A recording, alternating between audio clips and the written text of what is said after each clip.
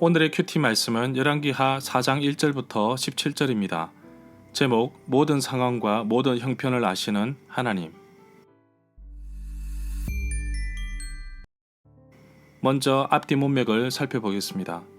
열왕기하 1장에서는 아하시아 왕이 난간에서 떨어져 중상을 입었습니다. 왕은 자신이 얼마나 살지 우상에게 가서 물어보라고 합니다. 그런 가운데 엘리야가 등장하면서 여호와 하나님의 심판의 메시지를 전했고 왕은 죽었습니다. 열왕기하 2장은 하늘로 올라간 엘리야의 이야기와 엘리야의 후계자 엘리사에 대한 이야기로 이루어져 있습니다.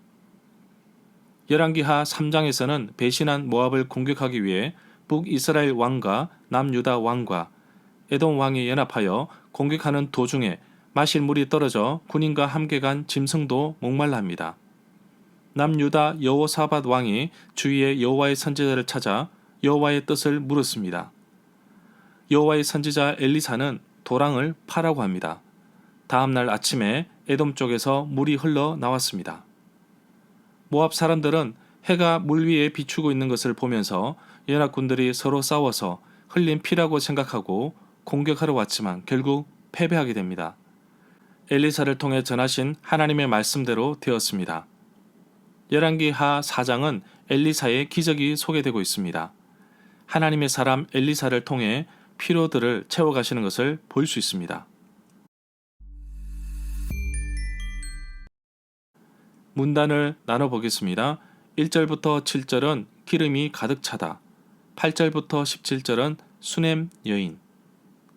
1절에 보면 선지자의 제자들의 아내 가운데 남편을 잃은 어느 한 여인이 있었습니다. 이 여인이 엘리사에게 와서 부르짖으며 말하였습니다. 선생님의 종인 내 남편이 죽었습니다. 선생님도 아시다시피 내 남편은 여호와를 잘 섬기던 사람이었습니다. 그런데 내 남편이 죽자 빚쟁이들이 찾아와서 저의 두 아들을 자기들의 노예로 삼으려고 하고 있습니다. 레위기에 보면 함께 있던 형제가 가난하여서 몸이 팔리게 되면 그를 종으로 부리지 말라고 말씀하십니다. 품꾼이나 동거인과 함께 있게 하다가 희년의 자유를 주라고 말씀하고 있습니다. 이 내용은 레위기 25장 39절부터 40절에 나옵니다. 선지자의 제자들은 여호와를 섬기는 일에 전념하였기 때문에 이들은 늘 가난 속에서 살아 있었고 다른 사람의 도움이 필요한 사람들이었습니다.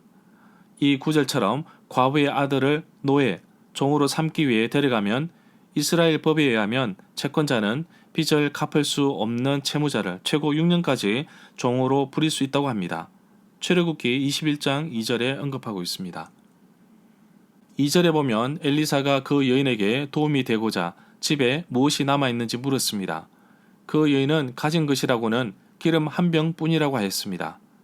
3절에 보면 이 말을 들은 엘리사는 이웃 사람들에게 가서 빈 그릇을 되도록 많이 빌려오라고 합니다.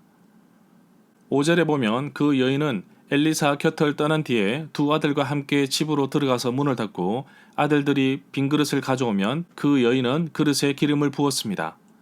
6절에 보면 그릇마다 기름이 가득 차고 더 이상 남은 그릇이 없자 기름이 더 이상 나오지 않았습니다. 7절에 보면 엘리사는 가서 기름을 팔아서 빚을 갚으라고 하였고 남은 것을 가지고 살아갈 수 있을 것이라고 하였습니다. 열왕기하 4장 초반에 있는 엘리사의 기적은 놀랍게 채워지는 기름을 보게 됩니다. 이 사건은 마치 엘리야가 사르밧 과부로부터 작은 떡 하나를 먹고서 그 집의 통에 가루가 떨어지지 않았던 사건을 연상케 합니다. 엘리사가 일으킨 기적인데 마치 엘리야를 연상케 하므로 엘리사에게도 능력이 있음을 보여주고 있습니다. 8절에 보면 엘리사가 하루는 수넴 마을을 지나가게 되었는데 그곳에 한 부유한 여인이 살고 있었습니다. 그 여자는 엘리사에게 자기 집에 머물면서 음식을 대접하고 싶었습니다. 간절한 부탁 끝에 엘리사는 그곳을 지날 때마다 그 집에 들러 음식을 먹고 갔습니다.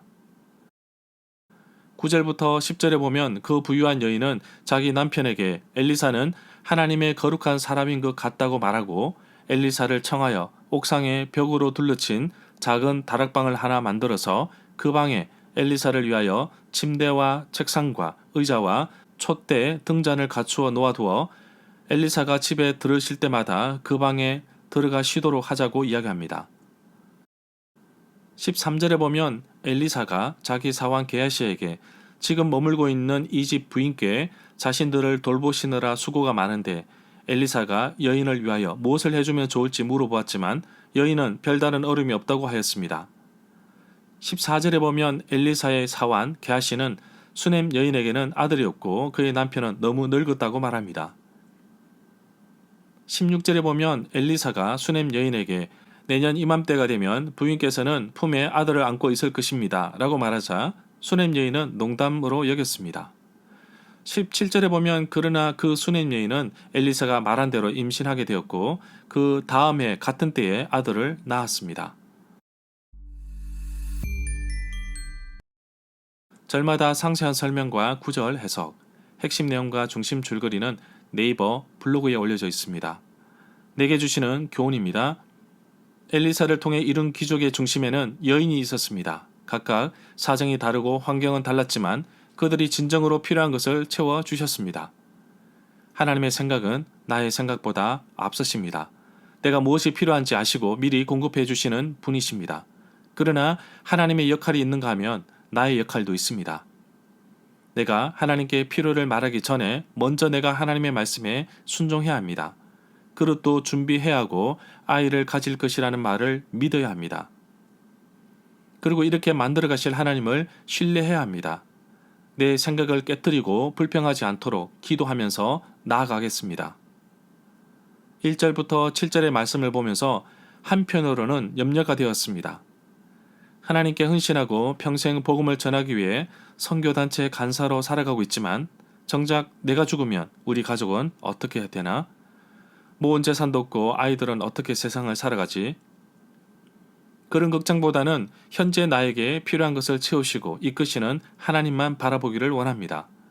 하나님께서 채우시고 이끌어 가시는 것을 확신하는 것이 필요하다고 느꼈습니다.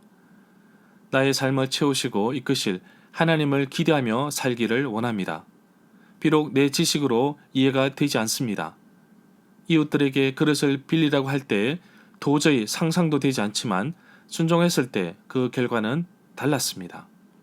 오늘도 모든 상황 속에서 나의 형편을 아시는 하나님께 나의 모든 것을 맡기고 순종하며 기도하며 나아가는 하루가 되기를 간절히 소망합니다.